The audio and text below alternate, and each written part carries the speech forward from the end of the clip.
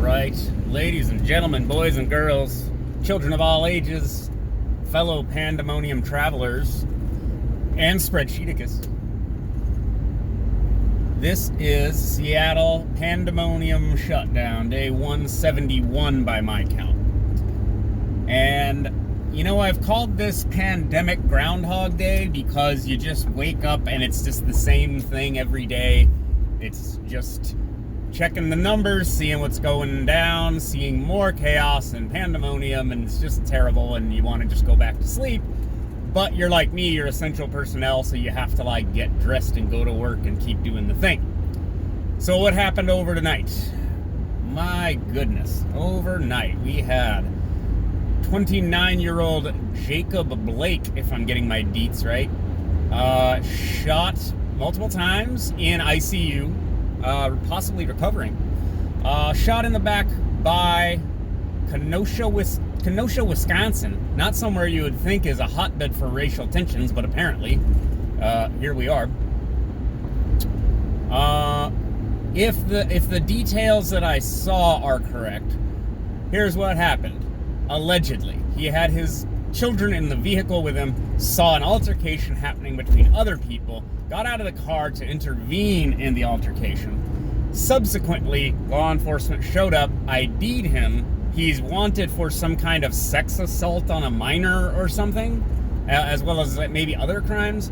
Proceeds to essentially try to evade arrest by going and getting in his car, and as he's getting in the car to either get in to go to drive away and flee, or to get in and retrieve a weapon in order to fight back, whatever, etc., etc. That's speculation. He was shot by a police officer. So, another unarmed black man shot by police, and then we riot, and then we burn down a car lot for some reason.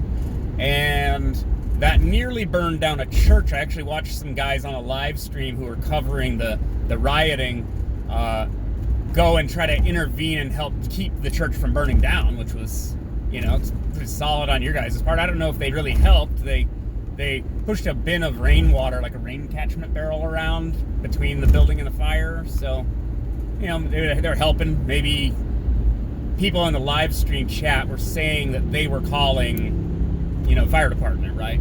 So maybe they helped. But anyways, the iconic imagery going around now is that the church had a billboard or placard, right, with Black Lives Matter spelled out on it, and that burned and melted into a puddle.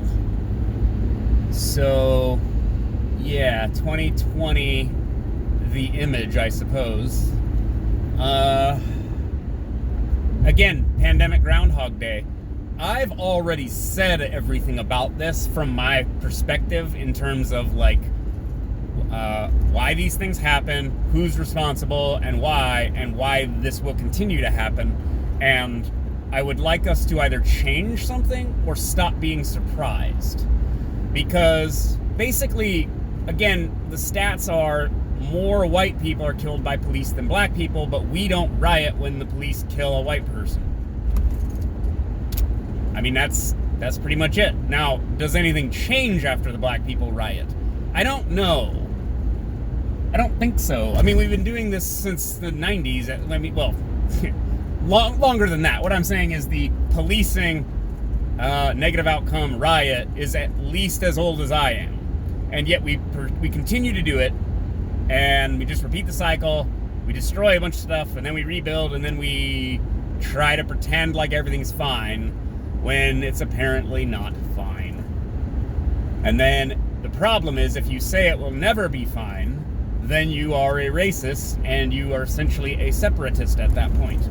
I understand how that sounds, but like, this isn't just white people saying this is black people saying this too. Professor Griff from Public Enemy proposed a separation, a big racial divorce in the United States, where you like give some more black areas, like states, to black people and make them a black country, and they're separate from the United States. Okay. If it means we can stop doing this all the time, maybe I'm for it. I don't know. Because we're just going to continue doing this in perpetuity until something changes, and the something is a combination of things. It's the state having the mandate to send out armed men and women to confront people who are breaking the law and have the authority to use lethal force if necessary. All right. And our laws are structured in such a way that that could mean anything from rape and murder to having a joint to jaywalking to having a warrant for, I don't know, outstanding parking tickets. I don't know. It just there's always a scenario where the scenarios emerge for a variety of different reasons, and we call this law enforcement. We are sending people, agents of the state, out to enforce the law, and the result is that people get killed. And it's, I mean, short of some kind of dystopian thing that's actually more frightening, like if you remember the movie Demolition Man, they had like a nightstick kind of thing that you would tap it on somebody's head and it would knock them unconscious. You just bonk them a little bit and then they go unconscious, and then that's just how you control everything. Or Brave New World, where they have like soma spray. So instead of tear gas being a deterrent, they just have like sleepy fun time spray, and they just spray it on you, and then you like go night night, and then they just control the situation so nothing is ever out of hand. Now that's creepy in a different way than our system we have now, where we pay the police to commit violence on the citizenry. Now I understand, like if you're a Leo or something, that might bug you that I'm framing it that way, but this is how your oppressors are framing it, okay? And they're not quite wrong. I mean, like, that's a little bit glib, but that is kind of what the relationship is, right? We also pay the fire department to come put out fires, and you could say that they should be better at putting out fires, but they don't apprehend people, and then people don't want to get arrested, and then they fight back, and then you have an escalating spiral of aggression that leads to lethal force. So you're just in a different situation, obviously. I mean, the job is different, so the outcomes are different and the pressures are different.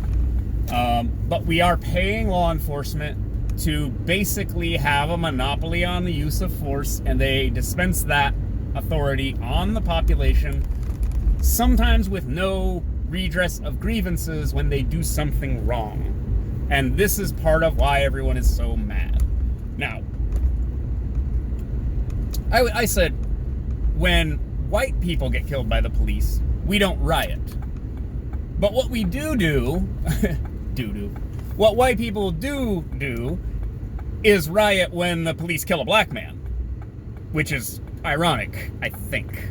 I'm not sure about irony anymore. It's 2020. But a lot of these riots are very much white people going out and destroying things as much as it is black people who are mad at the police. I mean, I don't know about the riots last night, but there was a guy with a rifle confronting a sheriff's department vehicle, like an armored truck kind of thing, and trying to stop them from approaching where the rioting was. So, not a great idea, by the way, fella, whoever you are. Not a great idea, and not necessarily effective. I think they just sort of threw a tear gas grenade out and scattered everybody, and then just went where they were going to go anyway. But yeah, stop pointing guns at people. That's a good rule of thumb. I can throw that out there. Stop shooting people. That's the first step. Stop shooting people. Now, the video of the shooting of Jacob Blake is really not helping law enforcement's cause, even though I can watch it, and this is helpful, guys. This is helpful. Watch it from both perspectives. And I don't mean different angles. I mean literally watch it in terms of the police did something wrong, and then watch it in terms of he did something wrong. Because, basically, both sets of people did things wrong, and that's why this happened. Now, that doesn't mean blame is equal or equally shared. Like, responsibility is not equally shared. This is why it's part of why people are mad at the police. They are supposed to bear a greater burden of care because they are the ones enforcing the law on the citizen, not the other way around, right? He wasn't attacking them, but he was resisting arrest. So, again, does the nature of his crime matter in apprehension? He's got a warrant for sexual assault of a minor, if that detail is accurate. He's allegedly intoxicated. Again, doesn't really matter, but it's a factor. It's a factor in his behavior, not in his guilt or innocence, right? So, what are we to make of all of this? Well, the thing that people say is, if you just comply, then you'll be alive, which is possibly true. It's not always true. It would certainly help your case. I mean, it would certainly help the situation to comply with officers. It's also understandable that someone wouldn't want to go back to prison. It's also understandable that he needed to be apprehended for the justice that everybody's talking about. No justice, no peace. Well, they were trying to take the guy into custody so that he would face that justice. He didn't want to go, which is understandable because no one wants to be arrested. But again, this is just pandemic Groundhog Day, I swear. Like, I've said these exact things, maybe with slightly different words, multiple times over the last 6 months. And on the one hand, can everyone stop acting surprised when this happens? And if it's not surprising, then that means it's predictable, and that means that it should be manageable, which means we should be able to come up with some way of either managing the public outrage so that we don't burn the country down every time the police fuck up, because you're victimizing other people who had nothing to do with it, by the way. This is why the rioters are not off the hook in my book, even if you have a point about police violence. You're victimizing other people, destroying other people's property that they spent their finite life acquiring, and you should stop doing it. You're assholes. I feel a little bit better. But there is no real plan. The Democrats claim that they have a plan to defund the police. They don't. Not a responsible plan, not a workable, feasible plan. It's just garbage. Just a bunch of pandering garbage and lies. Ugh. Well, where we're headed is somewhere like Snow Crash in the future.